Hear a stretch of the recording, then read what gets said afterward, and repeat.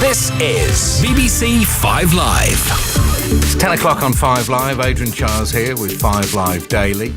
Been a record number of new distilleries opening in the country. More than 50 opened in England and Scotland last year. 40 opened in 2015. For the first time, sales of gin have broken the £1 billion mark in this country.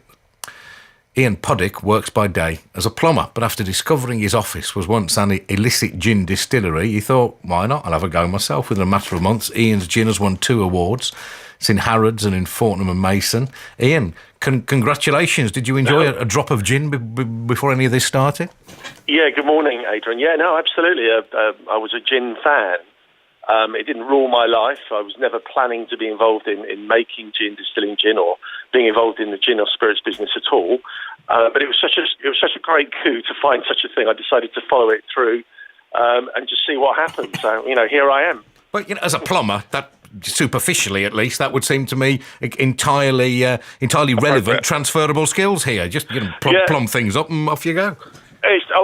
You're not far wrong. I mean, we genuinely did build our own distillery, so all of the pipework, all of the copper. I mean, it's visually, it's very, very impressive. But how do you know? But how did you know how to do it? Did you Google it or something, or did you find? What did you Google? How to build a distillery? How to make gin, how to build a distillery. I mean, I really did. I mean, YouTube was great.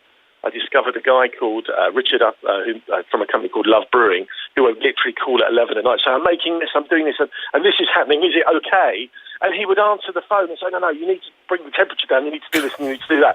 I kid you not. So it was all chance.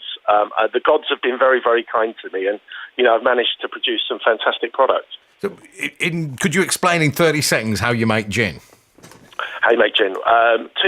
Two ways. There's the cheap, easy way, and there's the more difficult way. The traditional, difficult way is you create your own alcohol. The cheap way is you buy the alcohol in, but either way you end up with alcohol.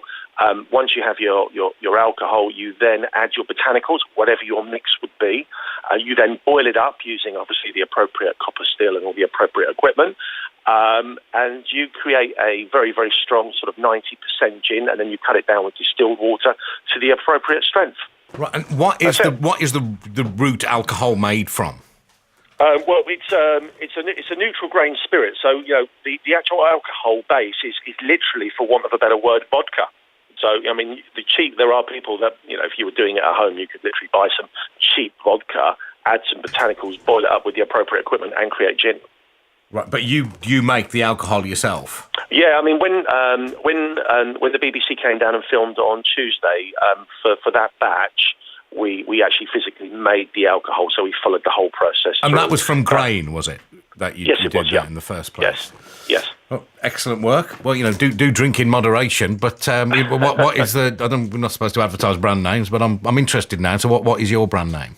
In the interest of keeping it really simple, it's Old Bakery Gin, because my office was once the Old Bakery.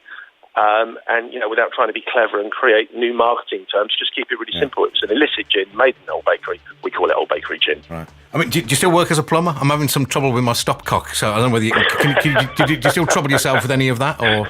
Honestly, I promise you, half an hour ago, I received a call from someone in Walthamstow with a problem, so that's absolutely true. Right, so you still do. You haven't given up the day job yet? No, not yet. All right. Okay, Ian, congratulations, though. Excellent. Thank you very much indeed. Really nice talking to you. Ian Puddick, Gin Meister, to probably use a completely wrong term. This